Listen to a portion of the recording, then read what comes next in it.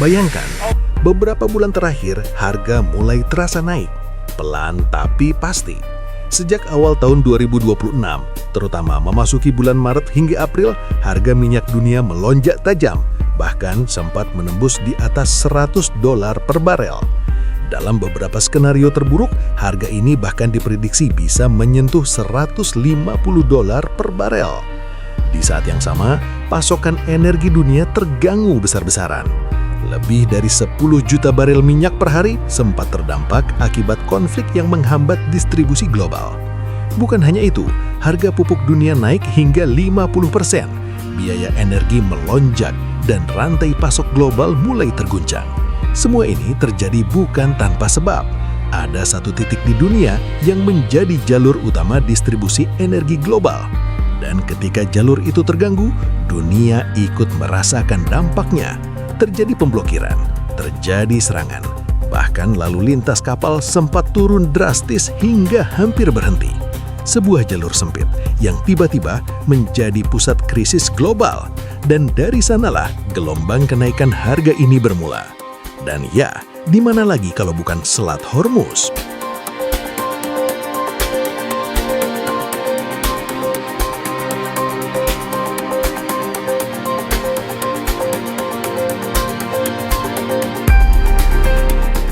Selat Hormuz adalah sebuah jalur laut sempit yang menjadi penghubung antara Teluk Persia dan Teluk Oman, yang kemudian terhubung langsung ke Samudra Hindia.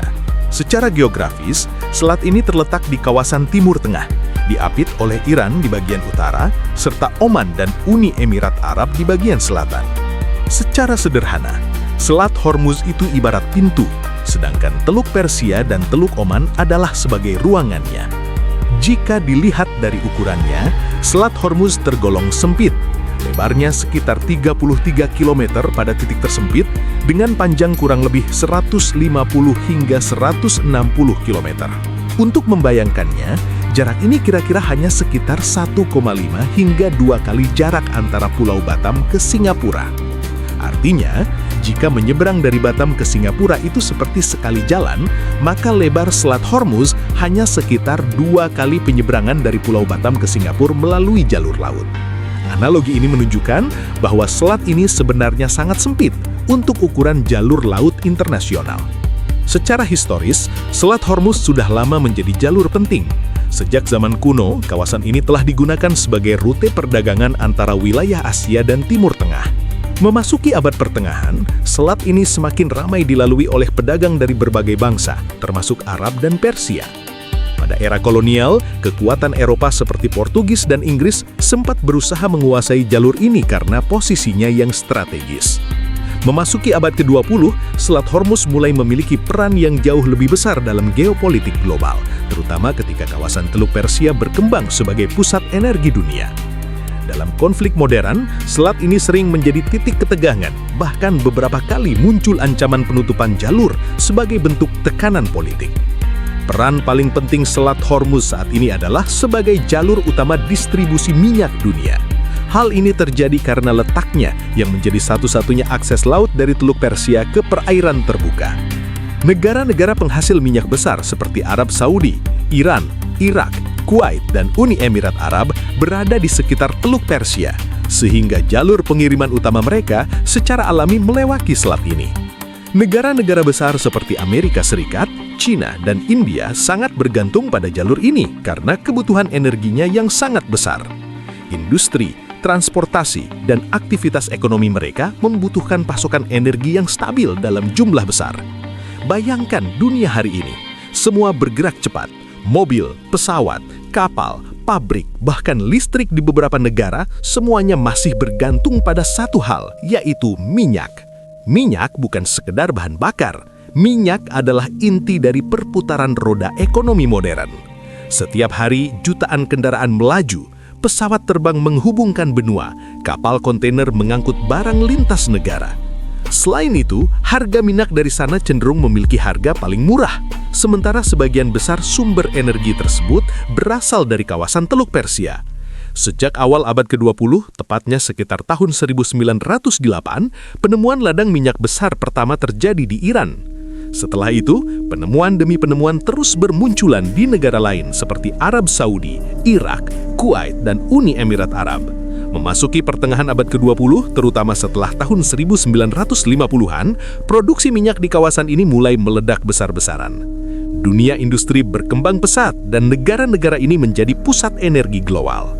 Jalur alternatif memang ada, tetapi tidak sebanyak, tidak seefisien, dan tidak sebesar kapasitas Selat Hormuz. Sekitar 20 hingga 30% minyak dunia harus melewati Selat Hormuz, sebuah jalur laut yang menghubungkan Teluk Persia ke Teluk Oman, lalu ke samudera luas. Sempit, tapi krusial, karena hampir seperempat pasokan minyak dunia lewat sini setiap hari. Dengan demikian, Selat Hormuz bukan hanya sekedar jalur laut biasa, tetapi merupakan titik kunci dalam sistem distribusi energi global. Ukurannya yang sempit justru membuatnya menjadi sangat krusial, karena begitu banyak kepentingan dunia yang bergantung pada satu jalur yang sama. Disinilah masalah mulai muncul, karena siapapun yang mengontrol jalur ini secara tidak langsung bisa mempengaruhi pasokan energi dunia, dan itu berarti bisa mempengaruhi ekonomi global. Ketegangan di kawasan ini bukan hal baru. Salah satu titik awal besarnya bisa ditarik ke konflik lama seperti Revolusi Iran 1979. Setelah itu, hubungan antara Iran dan negara-negara barat seperti Amerika Serikat mulai memanas. Ditambah lagi perang besar seperti Perang Iran-Irak yang bahkan sempat melibatkan serangan terhadap kapal-kapal minyak di kawasan tersebut. Sejak saat itu, Selat Hormuz bukan hanya jalur perdagangan, tapi juga menjadi titik rawan konflik. Hari ini, ketegangan masih terus terjadi, mulai dari ancaman penutupan selat, serangan terhadap kapal tanker, hingga kehadiran militer dari berbagai negara. Semua itu berakar pada satu hal, yaitu perebutan pengaruh dan kepentingan energi. Dalam eskalasi konflik tahun 2026, tercatat ada kira-kira 16 kapal yang terkena serangan dalam fase awal konflik. Data lain menyebut setidaknya 10 kapal diserang hanya dalam periode awal Maret 2026. Sementara laporan yang lebih luas mencatat sekitar 21 serangan terhadap kapal komersial sepanjang krisis ini. Dampak ke minyak dunia. Selat Hormuz biasanya dilewati sekitar 20% minyak dunia, 20% LNG global. Harga minyak sempat naik hingga $120 per barel. Artinya, gangguan kecil saja langsung berdampak global. Lalu apa hubungannya dengan kita? Ketika Selat Hormuz terganggu, pasokan minyak dunia ikut terganggu. Akibatnya, harga minyak naik, biaya transportasi meningkat, dan harga barang ikut naik. Dan efeknya terasa sampai ke negara manapun, termasuk Indonesia.